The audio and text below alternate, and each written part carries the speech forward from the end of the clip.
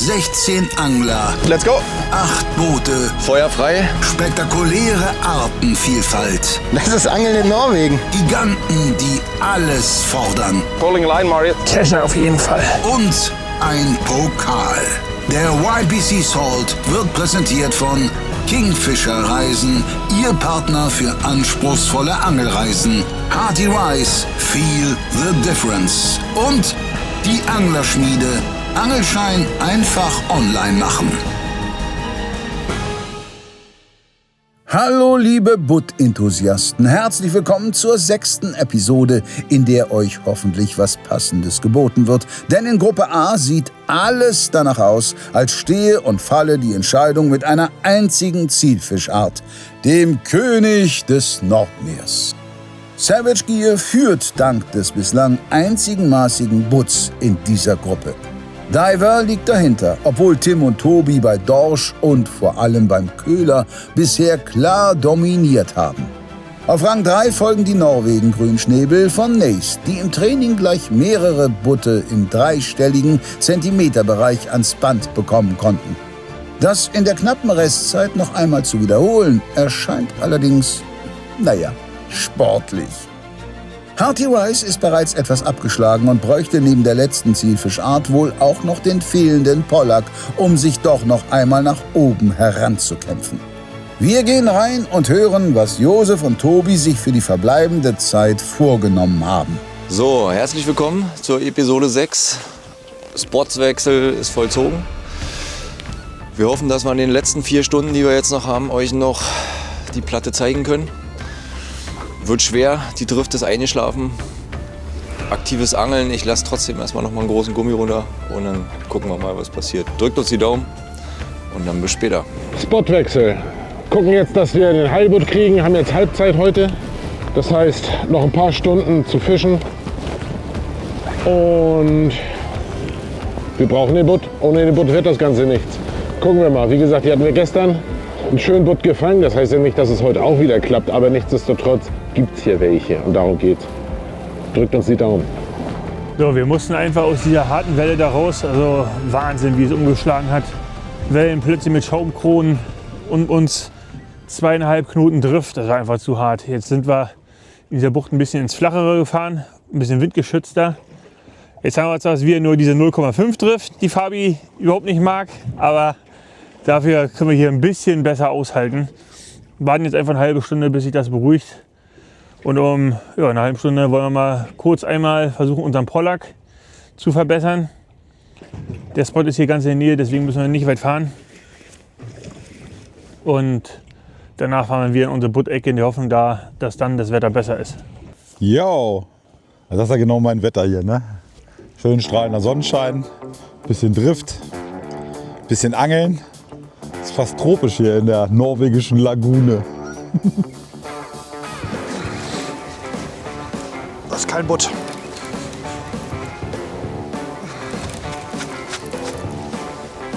Das ist ein guter Dorsch. Kommt zu sehr. Obwohl. Oh, komm, ey, das ist ein großer Dorsch.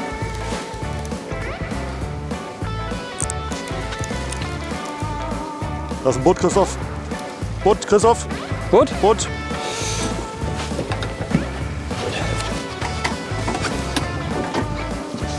Butt. Eben noch gesagt, aufs Gefühl verlassen, der Heckner. Hat er getockt wie ein Zander. Geil, ne? Ja. Aber der könnte untermaßig sein. Erstmal nehmen wir ihn rein, ne? Ins Boot zum Messen. Ein Sportboot. Sportbutt. Sportbutt. Der hat extra den Sportboot-Führerschein gemacht. See. Den Sportbutt-Führerschein gemacht. Zu toll, Digga. Nicht für dich Drille einfach. Das kannst du danach machen.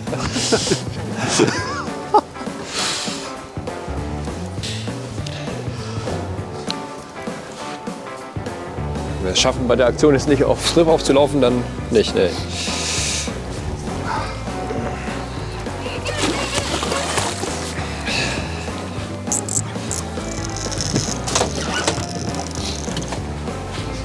Also 1,20 Meter Hecht macht weniger.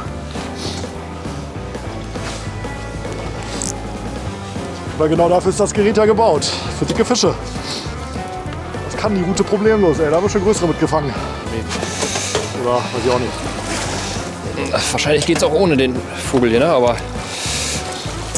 Ah, komm, hau rein das Ding. Maul. Das ist ein 80er. Der ist maßig. ja, ich nehme mal gleich nach vorne, ne? Mach mal den Bügel auf. Ist auch nur ein dünnes Häutchen, was man durchsticht mit dem Gaff, aber ist der sicherste Weg. Ah, der ist maßig, Christoph. Yes! Ready, Mann, geil. 84, dann ist das die 94, Entschuldigung. Dann ist das die 93. Yes!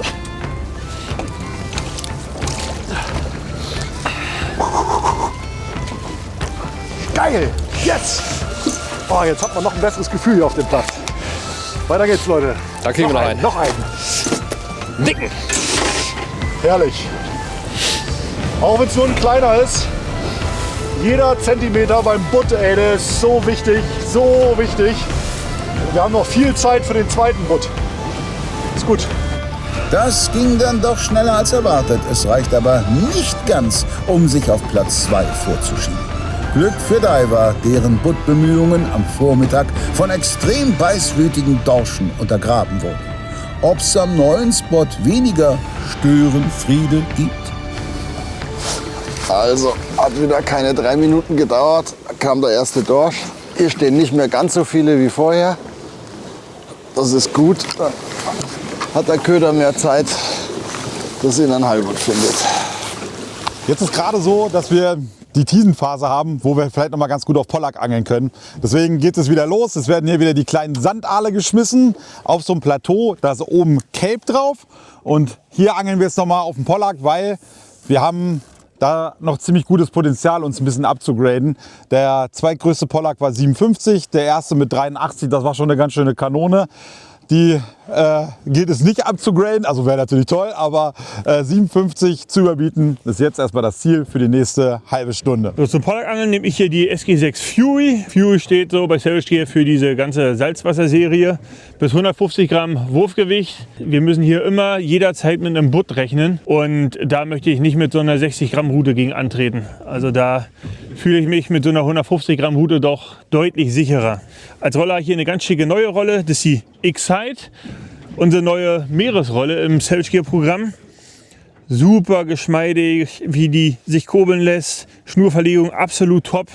Schöner dicker Bügel. Genau das Richtige für die Angler hier im Norden. Pollacks sind mit die sensibelsten von den Fischen, die man hier so in Norwegen fangen kann. Also wir fangen sehr am liebsten wirklich direkt auf den Plateaus, wo Kelp drauf ist. Sehr bekannt ist auch das Angeln direkt an irgendwelchen Inseln mit Steinriffen. Da ziehen die auch gerne lang, aber meine Erfahrung, die besten habe ich immer auf gewissen Plateaus gemacht. Was viele falsch machen, ist, dass man, wenn man so ein Plateau gefunden hat und die Drift nur ansetzt, fahren viele über das Plateau rüber. Und dann ist der Spuk mit den Pollacks ganz schnell vorbei. Niemals über den Pollackberg fahren, sondern lieber einen schönen Bogen fahren und dann wieder drüber driften lassen. Weil Pollacks sind letztendlich, die müssen sensibel sein, die sind Beute für alle anderen hier oben. Und deswegen ist das eigentlich so eine Art Selbstschutz von denen, dass sie halt ein bisschen vorsichtiger sind, was so gewisse Umgebungsveränderungen angeht. Hast du einen, oder? Ja, ja. Kein Butt, nur Motivationsfisch. Und das bei dir, siehst du das? Den habe ich nicht gesehen. Der kommt aber hinterher. Ja. Dann lass es mal den richtigen sein. Ein Dorsk. Ein Dorsk. Ich habe den nur für die Motivation jetzt gebraucht.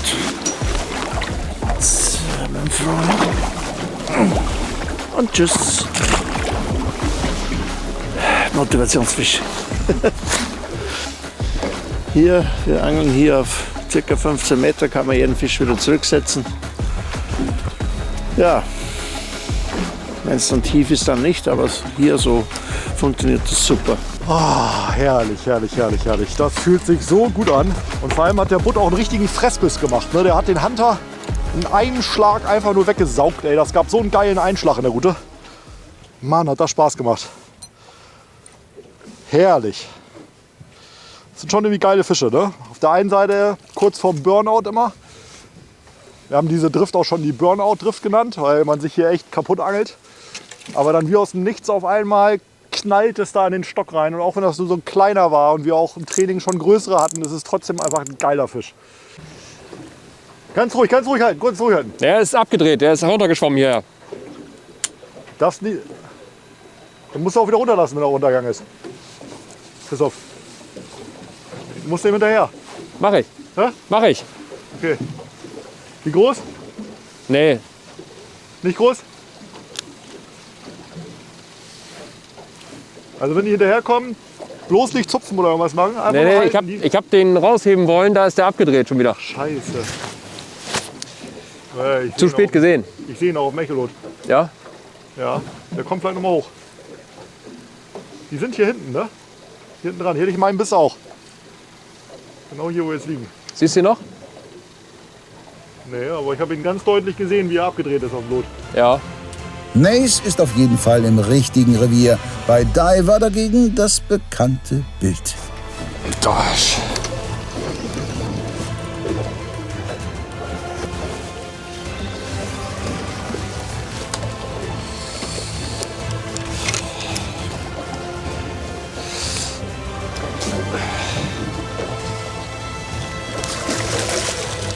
Brauchen wir nur noch aktive Plattfische, keine aktiven Dorsche.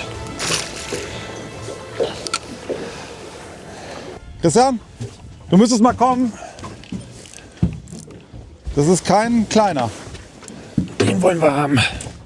Kommt er? Ja, kein Upgrade. Das ist kein Upgrade, nein, auf keinen Fall. Aber Schade. der hat erst richtig eine Attacke gemacht. Okay, die sind Oh, das ist ja bei den Pollacks so, ne? Die machen ja manchmal erst richtig Ballett. Und da habe ich jetzt gedacht, was Gott, was ich da dran habe. Ja, und dann kommt der hier hoch. Naja. Ich lege ihn trotzdem auf die Latte. Also Zielfisch ist auf jeden Fall wieder gefangen. Für die Größe kann man nichts. So. Und guck an, da ist er, der Pollack. Sehe ich so schon. Kein Upgrade, 53 cm. Du darfst wieder rein. Schwupps. So, und jetzt einen größeren. Aber auf jeden Fall gibt es hier Pollacks, das wissen wir. Jetzt müssen wir nur noch mal eine größere Gräte rausdrehen da. so geil, wie diese Farbe vom Kollaps auch aussieht. Aber Fabi hat eben auf Grün-Silber gefangen. Und wir haben die Erfahrung gemacht in den letzten Tagen, dass die Seelachse und Butz und wie sie alle heißen, Heringe im Magen hatten. Und deswegen werde ich jetzt hier einmal schnell mir einen Kollapser in der Heringsfarbe draufdrehen. Der sieht ja gut aus, oder was sagt ihr, Leute? Oh, das war ein großer. Weg? Ah, ja, der ist ausgestiegen. Der ist richtig reingerumst. Die Das sind war auf jeden echt- Fall ein großer Fisch. Echt mehr auf der Seite. Ah.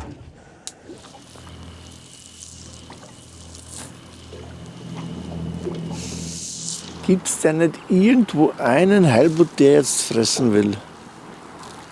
Möglichst unterm Boot. Guck mal, da kommt der nächste hoch und guckt sich das an. Oh, Bessere? das ist ein Dorsch, würde ich sagen. Bin ich mir Ist ziemlich ist sicher. auf jeden Fall ein Dorsch. Aber Ja, wenn es so in die Bremse geht, ja.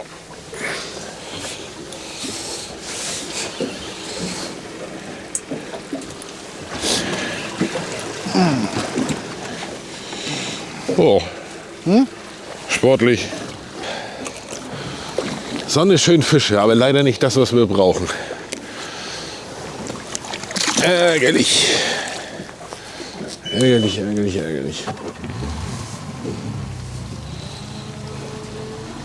so, nachdem das Fischen im Flacheren beim Werfen auf Heilbutt jetzt nichts gebracht hat, haben wir uns entschieden, mal ein bisschen tiefer zu gehen, mit etwas größeren Gummifischen auch wieder. Hat keine 3 Minuten gedauert, ist zumindest schon wieder ein Dorsch eingestiegen. Ja, wenn du wenigstens 1,20 Meter hättest, du Dorsch, du. Beim etwas schwereren Fischen auf Heilbutt oder auch auf Dorsch fischen wir in Norwegen sehr gern die Interline-Routen. Hat ein paar Vorteile. Das eine ist, beim Transport werden die Routenrohre teilweise relativ hart, auch die Koffer relativ hart über die Gepäckbänder rumgeschmissen. Kommt immer wieder vor, dass die Inlays von den Ringen rausfliegen. Dann kommst du an, die Route funktioniert nicht mehr, weil der Ring kaputt ist. Das zweite ist an Bord. Ist genau das gleiche mit den harten Aluminiumbooten. Wenn die Rute mal blöd hinfällt, ist auch die Keramikeinlage vom Ring häufiger mal beschädigt gewesen. Bei den Interline-Routen hast du das Problem halt nicht.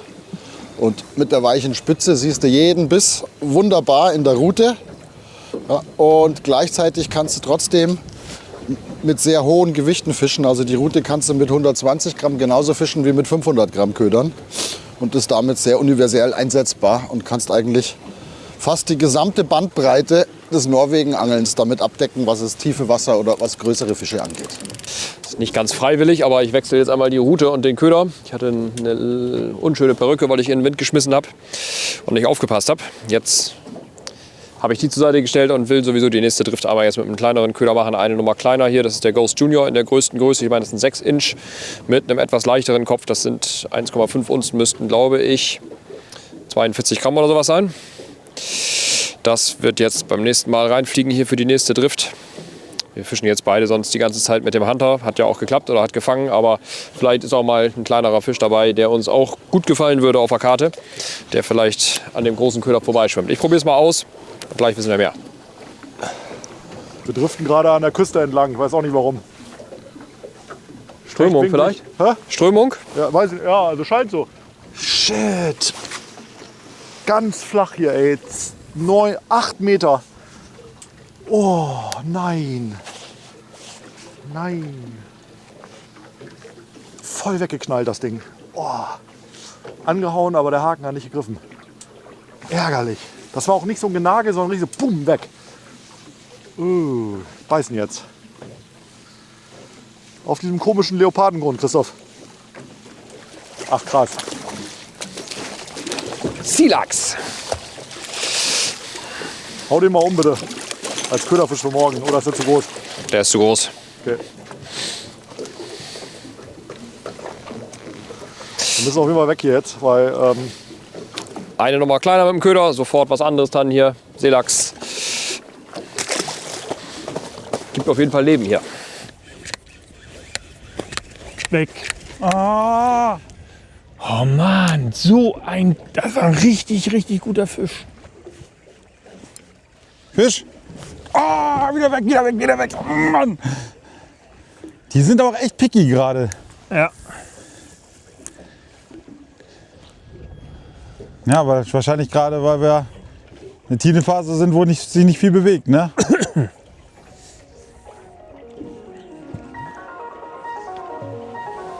Jetzt. Hast du ihn? Ja, ich hab ihn.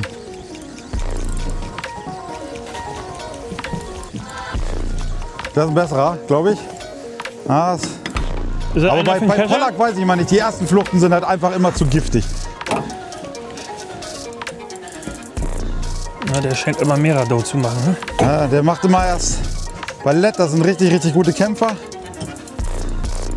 Jetzt müssen wir so springen, dass die anderen nicht so viel kriegen hier. Alles gut. Ah, jetzt kommt er wieder. Oh, das ist wieder leichter. Aber ist trotzdem besserer.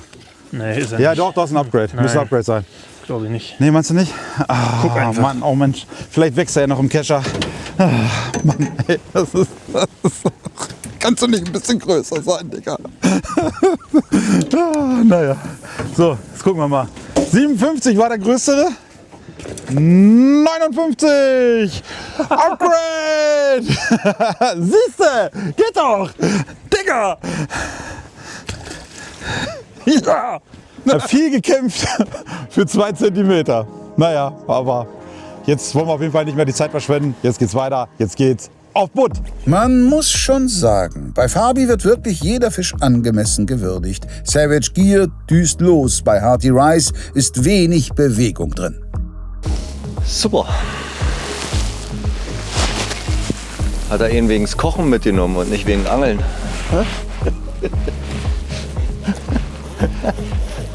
Hey Tobi, du weißt, warum ich dich mitgenommen habe. Ja. Freddy, wir haben noch 2,5 Stunden Zeit. Was meinst du? Bleiben wir hier und angeln die ganze Zeit an dem Platz oder fahren wir noch mal woanders hin? Wenn es nicht im Turnier wäre, würde man hier sofort wegfahren, sofort auf diese Plateauspitzen raufgehen. Alleine schon wegen dem Gefühl, dass da ein richtig großer Butt steht. Ne? Ja. Aber von der Frequenz her glaube ich, das hier ist schon der sicherste Platz, noch einen zweiten Butt zu fangen. Ja. Das ist halt immer die Frage. Ne? Ihr seht jetzt schön da am Scoreboard, Team Diver hat schon 2 Butts, dann würde man sagen, okay, wir müssen halt einen großen jetzt fangen. Ne? Aber das sehen wir nicht. Wir wissen nicht, ob überhaupt schon irgendjemand einen Butt gefangen hat. Es kann sein, dass wir die Ersten sind. Es kann sein, dass alle einen Butt haben und wir den Kleinsten. Davon wäre natürlich die Entscheidung jetzt abhängig, was man macht. Wir sind relativ zuversichtlich, dass wir hier noch einen Butt fangen werden. Auch wenn es gerade relativ slow ist. Aber ja, der wird wahrscheinlich nicht so riesig sein, wie jetzt weiter draußen auf dem offenen Meer. But who knows? Hier liegen auch dicke Fische. Alles gegambelt. So ist das beim Angeln. Das sind alles Entscheidungen, die hier wichtig sind. Und welche man jetzt trifft, entscheidet darüber, ob man weiterkommt oder nicht. Endlich mal wieder ein Beifang beim Buttangeln hier. Wenn man den ganzen Tag da auf dem Sand angelt. Ich habe ja vorhin schon mal gesagt, Burnout trifft. Und genauso fühlt sich das Buttangeln hier an. Komplette Anstrengung. Werfen, werfen, werfen, werfen und kaum mal einen Beifangen. Und wenn dann so ein Dorsch da reinknallt, da freut man sich richtig, auch wenn es so ein kleiner ist. Aber in dem Moment, wo es zuckt an der Rute, denkt man ja immer, oh, das könnte der Butt sein. Anhieb gesetzt und gemerkt, leider nein. Der kam direkt mit. Aber fressende Fische sind hier auf dem Platz und der nächste Fisch wird ein Heilbutt sein. Freddys Zuversicht bleibt wie eigentlich immer ungebrochen. Bei Tim und Tobi scheint der Dorschfrust allmählich an den Nerven zu nagen. Du musst nicht mal etwas tun. Ich sag, ich muss nicht mal etwas tun. Ich sammle sie da unten einfach nur beim Runterlassen ein. Nein, also du hast sonst tatsächlich, Dorsche werden gefühlt immer weniger in Norwegen an vielen Stellen, aber nun sind wir hier nun zum ersten Mal. Ich weiß nicht, ob das normal ist, dass hier so viel Dorsch ist überall. Es ist ja alles Küstendorsch, aber solche Riesenmengen. Schon lange nicht mehr gesehen. Ne.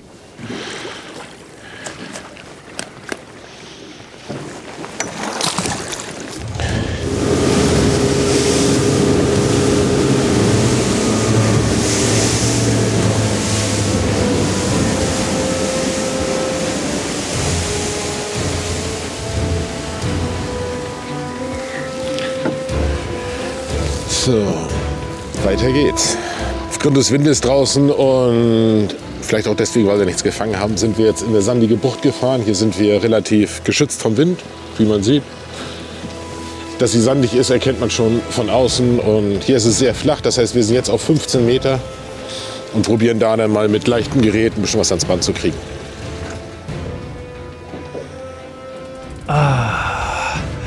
Ah ja, so ist Heilbuttangeln. Das ist eigentlich das Richtige.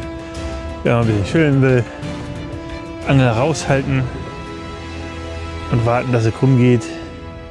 Mal so ein bisschen kurbeln zwischendurch. Da sitzt schon wieder.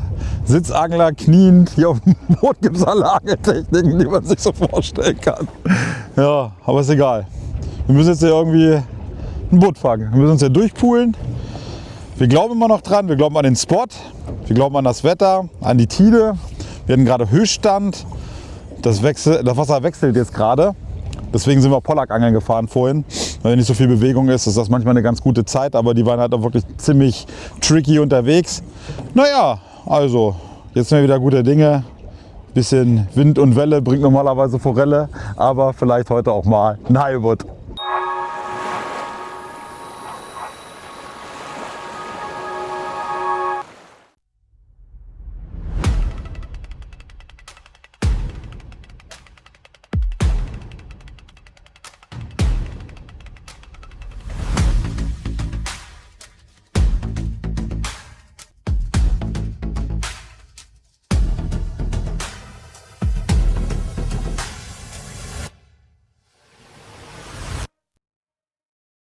Du bist jetzt auf den Geschmack gekommen und willst auch das erste Mal nach Norwegen fahren, dann ist Kingfisher Angelreisen der richtige Ansprechpartner für dich. Ja, richtig, richtig nice. Boah. In einer großen Auswahl an Anlagen haben sie wahrscheinlich das richtige Ziel für dich und natürlich noch dazu super sympathische Ansprechpartner, die dir dabei helfen. Und das Beste, sie buchen alles für dich. Anreise, Unterkunft, Boot. Du musst also nur noch hinfahren und deine Angel auswerfen und hoffentlich deinen Traumfisch fangen. Also, wenn du zum ersten Mal nach Norwegen willst, schau jetzt bei Kingfisher Angelreise vorbei und buche deine erste Reise. Jungs und Mädels, die neue Rute-Serie von Zack Fishing, Momentum. Die Rute kriegen einen kurz oder lang, leicht oder schwer, Spin oder Casting, also da ist wirklich für jeden was dabei. Dieses Teil ist qualitativ echt hochwertig, obwohl die Rute wirklich weniger kostet, wie wahrscheinlich jeder von euren Kumpels schätzen wird. Momentum Rutenserie, what else?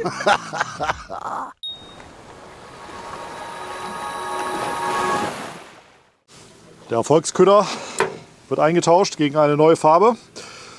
Vielleicht kriegen wir sie so ein bisschen mehr zum Köder gelockt. Schön grell. Venom, Größe 80, auch immer ein richtig geiler Köder im Meer. Und ja, schauen wir mal, ob ich damit den Butt hochbekomme. Ist gerade sehr, sehr zäh. Die Beißphase ist komplett aus. Ich weiß nicht, wie es bei den anderen Teams läuft, aber ich hoffe nicht zu gut.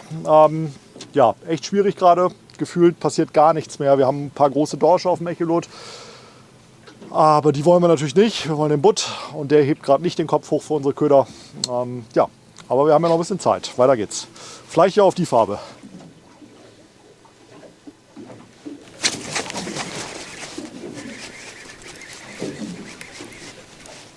Dorsch? Ich glaube. Ja, Dorsch. Puh. Aber der hat ordentlich einen auf die Nase bekommen.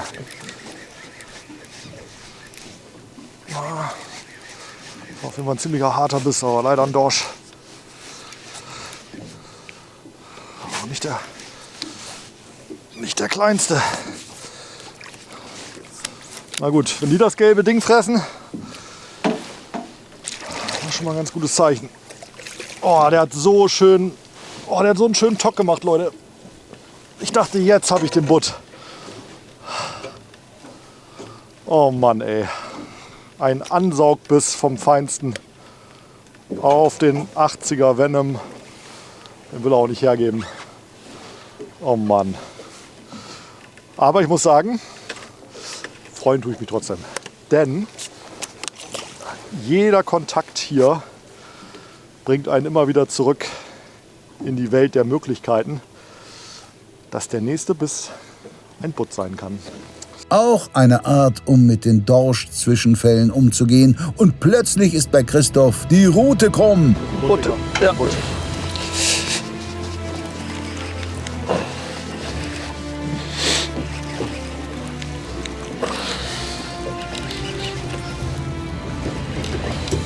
Nee, ist ein Dorsch. Hör auf. Oh nein. Mann. Hat auch so ausgesehen, ne? Ja. Muss ich auch sagen. War auch vom Biss wieder so raufgeschrabbelt und dann schwer geworden. Also wie es mir beschrieben wurde. Ja. Gott, Alter. Aber kurzatmiger Liebe wieder oben, ey. Mein Gott. Auch ein dicker Dorsch, ne? Ja. Natürlich schön, so einen Fisch zu fangen. Und irgendwo motiviert das auch immer wieder, wenn es irgendwie mal wieder Bewegung gibt. Auf den großen Hunter hier. Aber wir brauchen dringend den Butt und nicht den Dorsch. Aber trotzdem, sehr schöner Fisch. Lässt noch einen kleinen Gruß da in Form von Kot. Und tschüss. Ja, wir stehen hier neben Team Nace. Sieht jetzt so aus, als hätten die gerade gefangen. Wir sind hier in so einer Heilbuttbucht.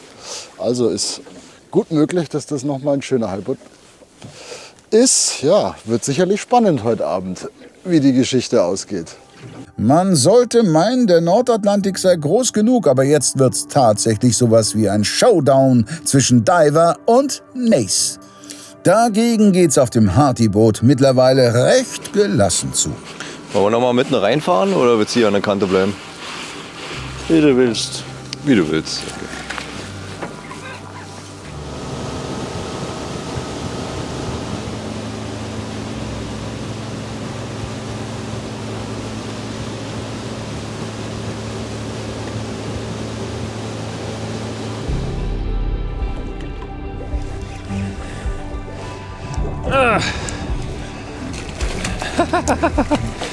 Ja.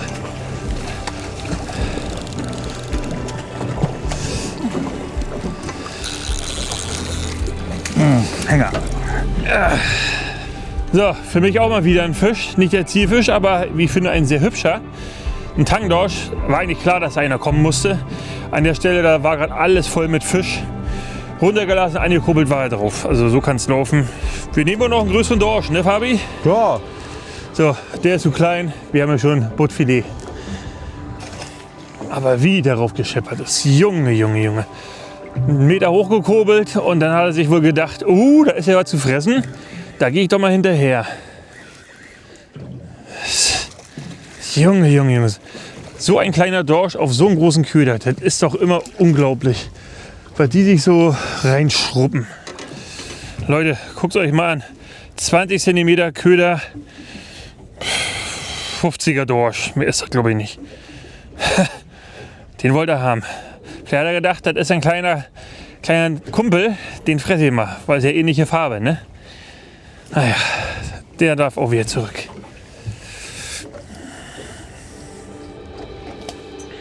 Tschüss.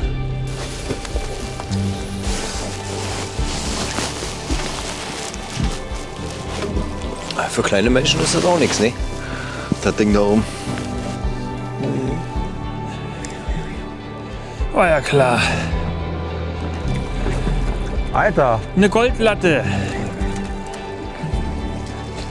Eine Goldlatte. Geil. So ein hübscher.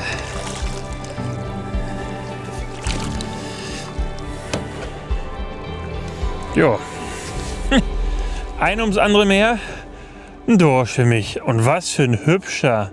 Wir sagen nochmal Goldlatte zu, weil der so einen goldigen Schimmer hat. Also das muss hier so ein richtiger Krebsfresser sein oder einer, der im Kelb wohnt. Den nehmen sie diese Färbung an. Super hübscher Fisch. Und hungrig ist er. Nach so einem dicken Happen.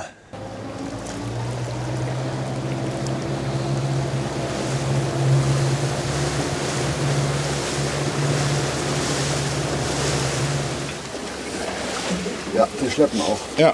Wir haben nur die Routen hinten raus. Ich würde das auch machen, dass wir Strecke machen. Ja, dann aber andere Route.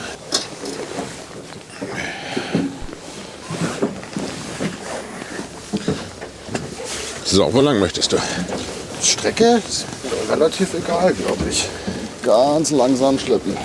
1,9 oder ist jetzt zu schnell? Ja. Wir müssen 1,2 sowas draufkriegen. Ja, aktiv die Fische. Wieder ein Biss gehabt. Komm wieder in Gang, Christoph. Wie tief liegen wir jetzt gerade? Oh, 12, 13 die ganze Zeit, ne? Okay. Aber wir waren jetzt auch nicht tiefer weiter drauf, die ganze Zeit auf der Tiefe. Ja. Flachwasser-Buttangeln, ey. Für die Leute, die glauben, die Meerforelle sei der Fisch der 1000 Würfe, die haben noch nicht auf Butt geangelt. Gut, dass Christoph und ich Süßwasser haben. Da liegt der Butt! Das ist ein Butt, Alter! Das ist ein Butt! Und ich habe noch gerade gesagt, das ist ein dicker Butt. Oh, der ist größer. Yes! Da ist er! Ja! Der ist groß. Der ist groß, Alter. Ja! Der nimmt Schnur. Verdammt, Christoph, da ist er. Da ist er. Hol ihn dir. Hol ihn uns. Nicht nur dir. Ich bin so aufgeregt, Leute. Oh, Christoph. Fisch der 1000 Würfel. Ich hab mich noch beschwert. Den gelben Venom, den 80er.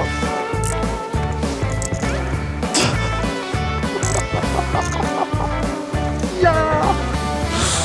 Ich hab ihn noch nicht, aber es ist trotzdem schon geil. Soll ich irgendwas machen, wie Motor hochtrimmen oder so? Nee, alles gut.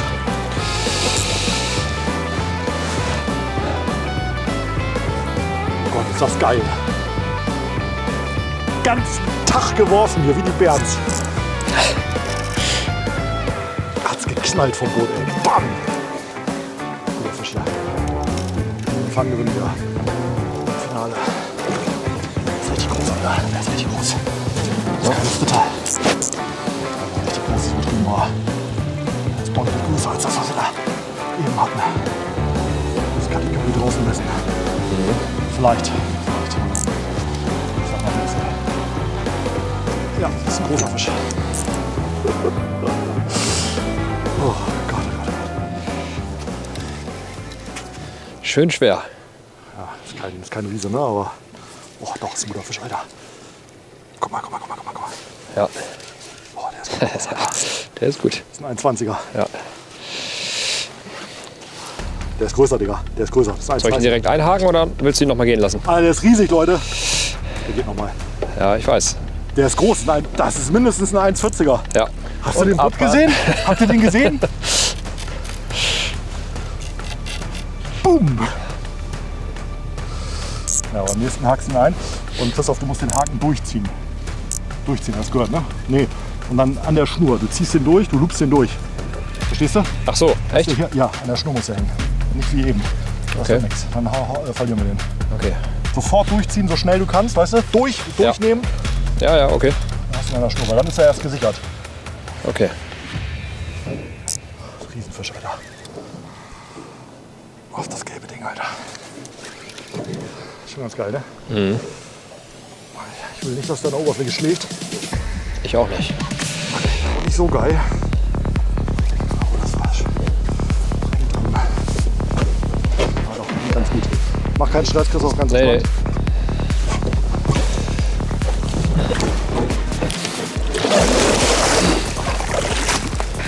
Komm, wir schlaufen hier hinten ein und dann holen wir ihn rein. So, geh mal da rum, einmal rum, lass so rum. Ja. Mach über die Flosse schon mal rüber. Ja, hier. Geh mal jetzt unten durch. Ja, hab ich. Zieh mal fest. Jetzt haben wir ihn. Yes! Ja, Mann! Yes! So, hier bin ich am Limit der Schwanzflosse. Bist du dran? Ja. Bist du dran? Ich bin dran, ja? 1,40. Okay. 1,40. Halt Ja. mal die Schnur, dann geht. Oder pass mal auf. Komm mal rüber mit der Kamera. Christoph, zieh du mal den Schwanz gleich richtig hoch vom Fisch. Ja. Ich guck mal. Vom Fisch?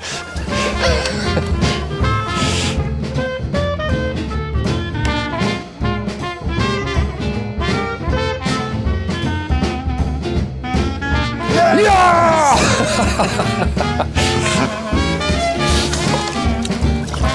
Okay. Und weg ist er. Yes! Ja, ja, ja! Okay, wir haben den Fisch reingeholt. Eigentlich holt man Fische in der Größe nicht mehr rein. Aber wir haben ihn so reingeholt, dass wenn er anfängt zu schütteln, dass wir ihn reinschmeißen können schnell. Wir haben ihn also nicht aufs Boot, auf den Boden gelegt. Das ist auch ganz wichtig, weil wenn ihr die ablegt auf dem Boot, dann fangen die an zu schlagen. Und dann schütteln die so stark, dass sie sich selber verletzen. Das heißt, wir haben ihn jetzt reingeholt, gut gehalten. Und wenn wir gemerkt hätten, dass er schüttelt, hätten wir ihn direkt reingeschmissen. Ganz entscheidend, wenn man mit den großen Fischen agiert, will man ja auch, wenn man die zurücksetzt, dass die in bester Gesundheit sind. Und ja, da haben wir jetzt mal ein bisschen aufgepasst. Wir wollten aber noch mal einmal ein Foto haben für den Fisch. Und da schwimmt er wieder. Ja! Das Foto sei den beiden gegönnt und Butte sind bekanntlich hart im Nehmen. 140 Punkte wandern auf Nays Board. Damit holt sich zugleich das unerfahrenste Team die Führung inklusive der ersten Fullcard.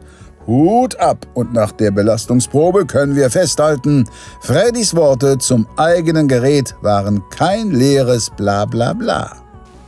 Damit habe ich nicht nur 1,20 Meter Hechte gefangen, sondern auch den einen oder anderen Butt jetzt. Und es hält, es geht problemlos.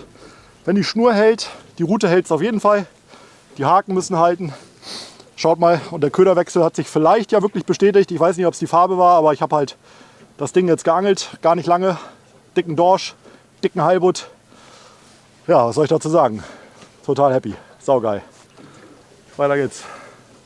Da können wir mal durchsausen und ansonsten ist das nochmal ganz interessant. Das ist die Außenkante, wo es rausgeht. Da zieht das Wasser so rüber, über den Ruppel. Siehst du das? Na, aber Da wollen wir auf jeden Fall auch nochmal probieren. Vielleicht rüber ein bisschen tiefer. Die Tiefe ist vielleicht gar nicht so entscheidend. Hier haben wir ja gefischt. naja doch. Überleg mal, Roman hatte seine flach, wir hatten unsere flach. Also Ja. ich würde nicht tiefer gehen wollen, ganz im Ernst. Wozu? Ja, wir sausen es einfach durch die Rinne durch und dann probieren wir es nochmal. Komm her, das machen wir jetzt. Da fahren wir nochmal hin. Immer noch 10 Meter? 12. 12. Jetzt geht's runter. Jetzt geht's runter. Ja, süß. So, der war wohl dem Cannibal im Weg, würde ich mal sagen. Ist in Ordnung. Patrick heißt er. Tschüss, Patrick. Ich versuche es nochmal eine Nummer leichter zu gehen. Wir haben jetzt überhaupt gar keine Drift mehr.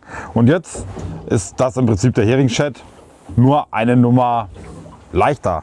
Der hat jetzt 112 Gramm. Der lässt sich natürlich deutlich leichter werfen und von der Größe her müsste das eigentlich noch ganz gut passen.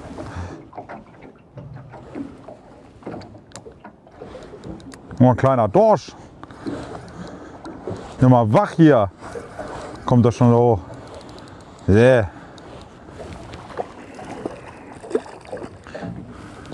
Der hat sich richtig eingewickelt.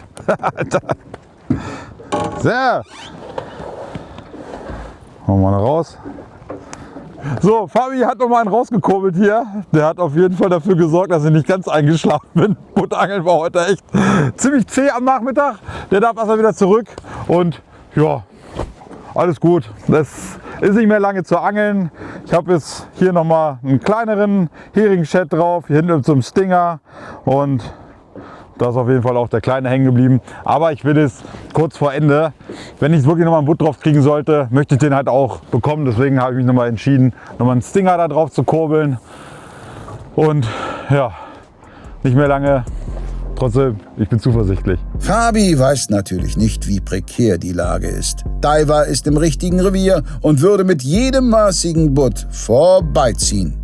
Bloß gibt's auch den nächsten Einschlag wieder auf dem Nachbarboot. Da ist er.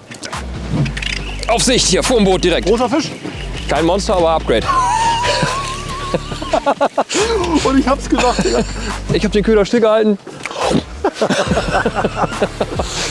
Wie wenn man dir vom Frühstück so ein leckeres Würstchen vor die Nase hält. Ein Würstchen geht nicht bei, Alter. Schon gar nicht bei dem Frühstück.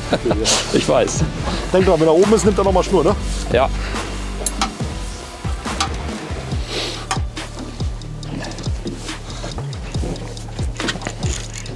Das Diver das nicht unbedingt sieht.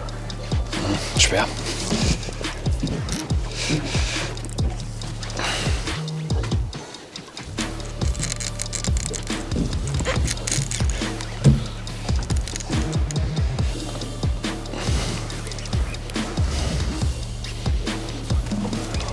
Ist doch ausgesprochen.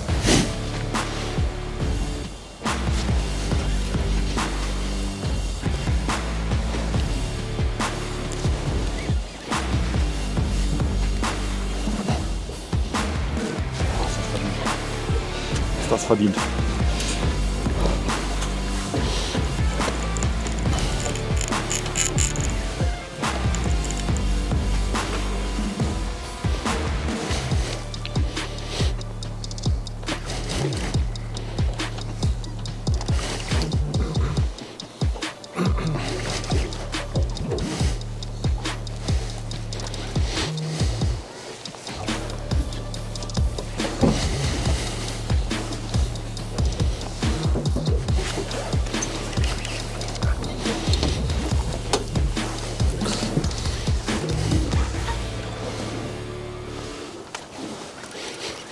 Ja, das ist ein Upgrade. Ein gutes Upgrade, Digga. Das sind locker mal 20 cm mehr. Ja. Die hätten wir beim Seelachs nicht so einfach bekommen. Nee. Ich hack den gleich ein oder soll ich den, wollen wir den einmal runterschwimmen lassen? Einmal Je runterschwimmen nachdem, also der ist ja schon zweimal runtergeschwommen. Ist er?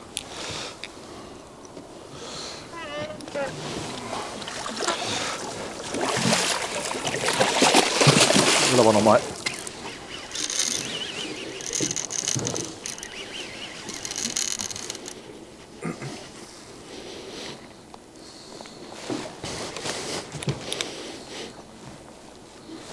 Hast du gesehen, wie der hing? Oh, ein Stinger. So, wenn er da hängt. Ja, nur wie viel Druck man machen kann, ob der Stinger sicher hing im. Ja, nicht zu sehen, aber Okay. das kannst du nicht sagen. Normalerweise kannst du die schon relativ hart drillen.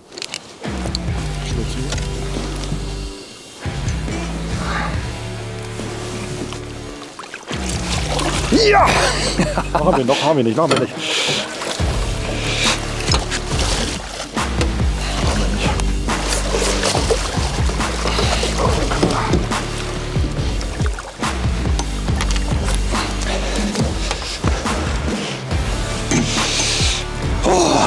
Ja! So können wir mal rein, ne? Was denn? Ja, warte, ich mach mal Haken ab.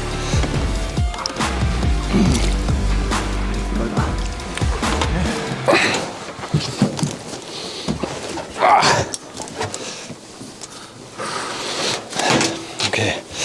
Scale machen wir hinten, oder? Ich komme. Bitte? Ich komme. Kommst du hierher? Ja, machen wir einen Zollstock, nicht auf die Scale, oder? Ja, können wir auch machen.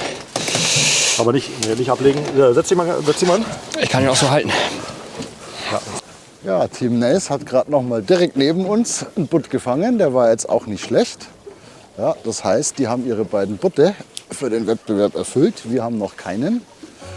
Das wird noch mal richtig spannend, was die anderen beiden Gruppen, das Team Savage Pen und das Team Hearty Rice gefangen hat heute.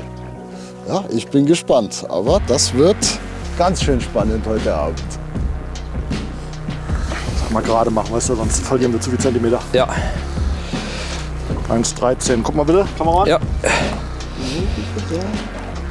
Der ist größer, stopp. 1,13,5 oder 1,14. Okay. Drauf? Ja, alles klar.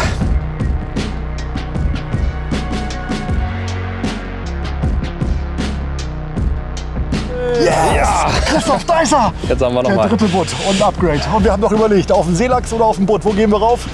Butt. Butt. Christoph wollte einen Butt und er hat noch einen geholt. Okay, dann So, ist alles und rein darf er. 1, 2 und 3. Oh mein Gott, Alter. Das müsste nun endgültig das Finalticket für Nace sein. Diver wiederum bleibt gut eine halbe Stunde, um vielleicht doch noch Platz 2 zu erobern. Bevor wir in die Crunch-Time gehen, müssen wir Christoph noch einmal herzlich gratulieren. So, ich versuche mal meinen Köder hier wieder herzurichten. Den Erfolgsköder hier, den Hunter. Für mich war das tatsächlich der erste Heilbutt in meinem Leben, den ich überhaupt gefangen habe. Im Training hat Freddy das Glück gehabt, die alle zu erwischen und ich nicht. Deswegen war ich gar nicht so optimistisch, sage ich jetzt mal hier für den Wettkampf, dass wir dass wir überhaupt so ein Vieh noch in der Wettkampfzeit gebändigt kriegen hier. Jetzt haben wir schon 3 gefangen heute und ich bin super happy, dass ich den nun auch endlich mal abhaken kann, den Heilbutt. Und so wenig Erfahrung, wie wir hier fürs Meeresangeln haben, behaupte ich mal, dass jeder von euch, der jetzt hier zuguckt, das Gleiche auch machen kann. Wir kennen uns weder hier in dem Areal noch überhaupt in Norwegen aus, mit der Angelei nicht aus. Aber gute Köder, gutes Tackle und dann klappt das. Dann kommt da. So, nochmal ein Dorsch. Wir sind jetzt nochmal in den Futterfischen. An so einer Sandrinne hier dran. Haken sitzt hier ganz vorne. So. Zeig mir den nochmal ganz kurz. Ja, so, genau, so. Einmal kurz gezeigt und jetzt ist er wieder drin. Da. Perfekti.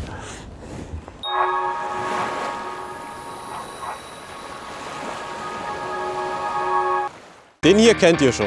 Den Real Vibe in 18 cm, das erfolgreichste Produkt von der LMAB aller Zeiten. Und nun bekommt er Verstärkung. Eine 15 cm Variante zum leichten Hechtangeln und eine 22 cm Version, wenn es gezielt auf die ganz großen gehen soll. Ein Swimbait, 3 Größen, in den 12 bekannten Erfolgsdekoren für unzählige, unvergessliche Momente am Wasser. 22er Real Vibe, ab sofort im Handel. Wir haben wieder Familienzuwachs bei Monkey Lures. Denn an manchen Tagen wollen die zickigen Fische vielleicht nicht einen druckvollen Köder, der viel Wasser verdrängt. Dafür haben wir jetzt den Loopy Louie. Dieser lange Twister mit 25 cm ist relativ dünn gehalten, verdrängt wenig Wasser und hat ein sehr dezentes Laufverhalten. An manchen Tagen müssen wir ein bisschen experimentieren mit dem Bewegungsmuster und mit dem Loopy Louie habt ihr noch ein weiteres Ass im Ärmel. Der neue Loopy Louie jetzt auf hechtundbarsch.de.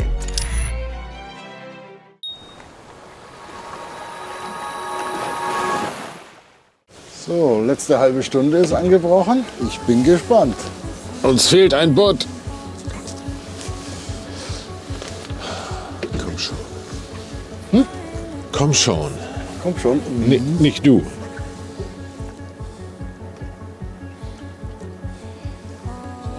Ja, das Geile ist ja, Christoph und ich sind ja Süßwasserangler. Also mit dieser Meeresfischerei im warmen Wasser kennen wir uns ein bisschen aus, aber hier eigentlich nicht so sehr. Und auch in der Hütte, wenn dann so Leute wie Fabi und die ganzen anderen Teamangler da von irgendwelchen großen Brands, dann wir die ganze Zeit so, komm schon, Wassertiefe, wie macht man das? Einfach leiern, okay, stillhalten, mit Lockstoff, ohne Stinger, okay, kein Drilling, Einzelhaken. Also die ganze Zeit sind wir nur am Fragen und ist auch cool, so eine Sache mal wieder neu zu lernen und sich auf was ganz Neues einzustellen. Immer offen sein, immer zuhören, was die anderen so machen. Ja, und es funktioniert. Und was man dazu noch sagen kann, ist aber auch, dass die Jungs, mit denen wir jetzt hier eigentlich ja in der Competition sind, alle super nett und hilfsbereit sind. Da ist keiner, der jetzt irgendwie ein Geheimnis daraus macht, wie er den Fisch gefangen hat oder sowas. Wir mussten tatsächlich ein bisschen fragen, weil wir es einfach nicht wissen und nicht können.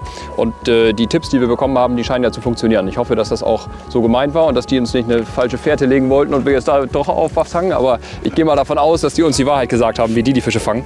Und das ist nicht unbedingt gang und gäbe, dass unter Anglern so Wissen geteilt wird und Spots geteilt werden und sowas. Also das ist hier sehr harmonisch und schön. Meiner und deiner, die müssen nebeneinander gelegen haben. Ja? Ja. Also wirklich, wir sind genau drauf. Genau drauf. Krass. Die beiden Fische. Ich kann dir genau zeigen, wie die Drift von der einen Seite, die wir abgebrochen haben, wo wir weggedriftet sind im Drill. Ja. Und jetzt sind wir von der anderen Seite gekommen und auch wieder weggedriftet. Ich kann dir genau, also ich sehe genau, wo die beiden Fische standen. Ich komme jetzt auch mal zu dir, weil die kommen ja von da. Du hast nach da geworfen und ich vorhin auch. Da liegen sie aus irgendeinem Grund. Ich zirkel gleich noch mal ein bisschen rum hier. Fisch.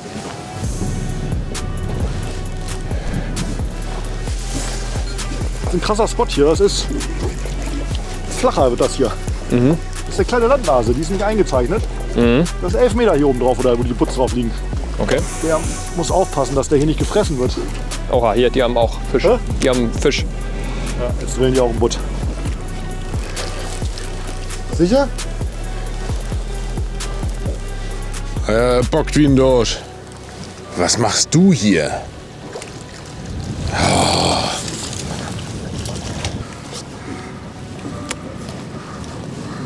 Upsala. Mann.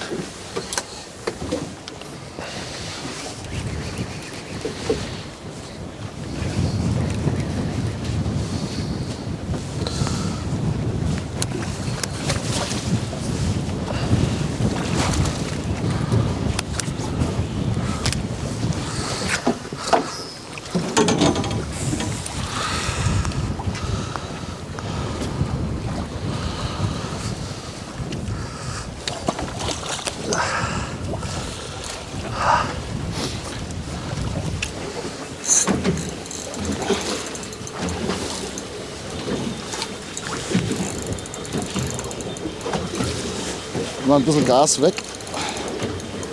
Tim, ich hab Fisch, aber es ist auch kein Butt, würde ich sagen.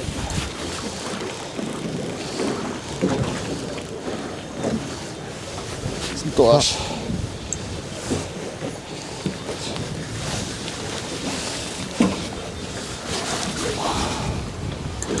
Siehst du ihn schon? Ja, kommt auch gleich hoch.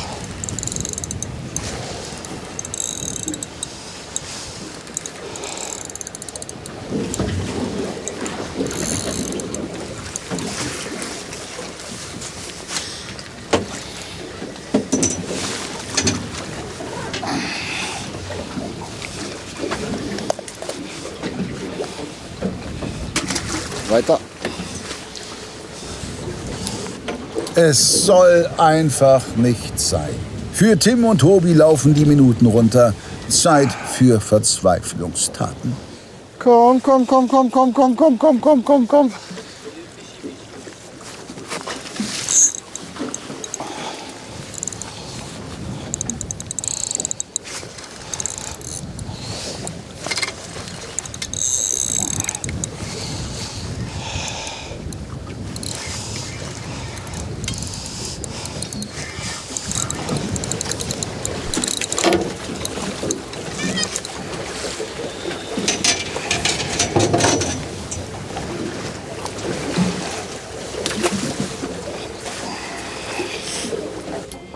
So Fabi, wenn du noch ein Wunder in der Tüte hast, dann hol mal raus, letzte Minute läuft. Was denn? Ich habe keine Idee mehr. Was soll ich machen? Es hat nichts mehr gebissen hier. Over. Es ist Schluss. Und pünktlich zum Feierabend regnet es auch noch mal. So, wir müssen uns Ja, noch einmal Christian. kurz hier erstmal rausfahren. Hier wird jetzt ein bisschen flach. Keinen Butt ans Band gekriegt. Schade. Ah, da war wohl ein bisschen Luft nach oben. Mensch, das letzte Mal hast du uns so Glück gebracht. Irgendeiner muss schuld sein. Ist mir einfacher, wenn es andere sind als man selber. Das ist so. Ätzend. Ach, Josef. Ja. War trotzdem schön mit dir, hey. Wie immer. Ist aber auch nicht so schlimm. Wir haben echt coole Tage hinter uns. Da sind andere wahrscheinlich viel besser als wir beim Finden und Suchen. Aber wie auch immer. Es gehört ein bisschen Glück dazu. Ja. Das hatten wir heute nicht. Heute hat eigentlich nichts geklappt, was wir machen wollten. Nee. Wir sind halt jetzt draußen, macht auch nichts. Wir werden jetzt eine zweite Challenge annehmen. Ja. Und wir wünschen natürlich jetzt den Gewinnern von heute ein tolles Finale. Ja, Tim. Fazit. Der Butt war uns leider an den 2 Tagen nicht vergönnt. Die Chance hätten wir gehabt am ersten Wettkampftag. Der ist ausgestiegen. Heute haben wir alles gegeben, was möglich war. Ja, ich glaube, viel mehr kannst du auch nicht probieren, als wir heute getan haben. Das geht nicht. Wie das mit dem Butten ab und zu mal so ist. Entweder der Tag mag dich oder nicht und heute hat er uns nicht gemocht. Also, schauen wir mal, wie es in der Endabrechnung ausschaut. Trotzdem bis hierhin hat alles Spaß gut gemacht. Ganz genau.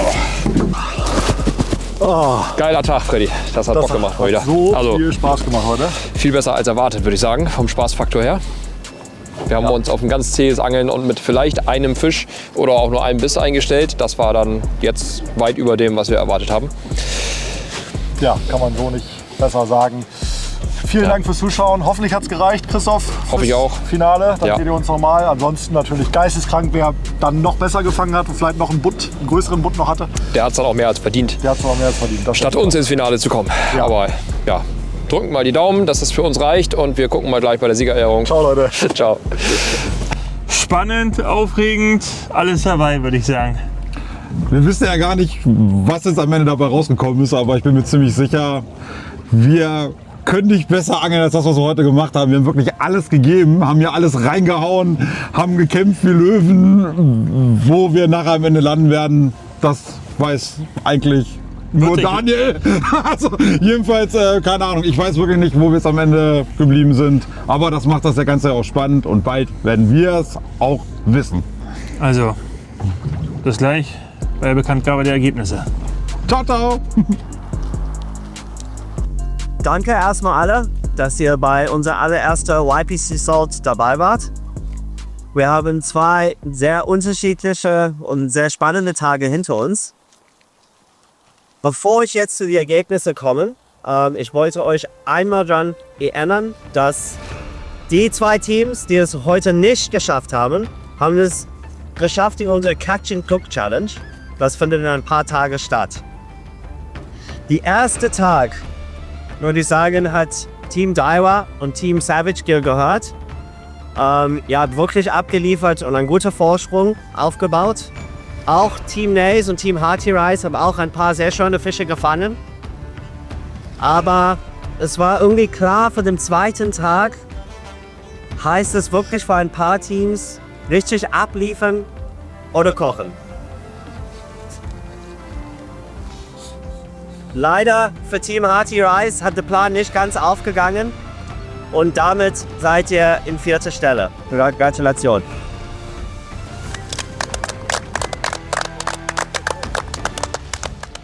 Ja, ein Team, muss man sagen, hat die Mission wirklich ernst genommen heute und mit 3 Butts gefangen, unter anderem eine von 1,40 Meter. Habt ihr Groover auch gewonnen. Gratulation, Team Naze.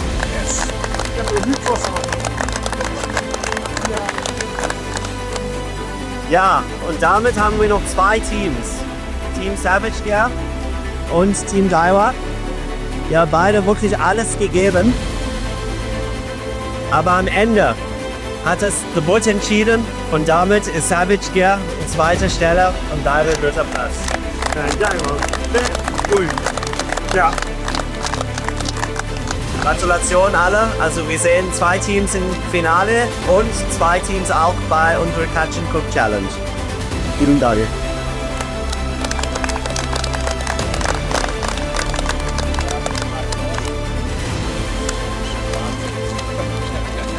Damit stehen die Finalisten aus Gruppe A fest. Und was war das bitte für ein zweiter Angeltag?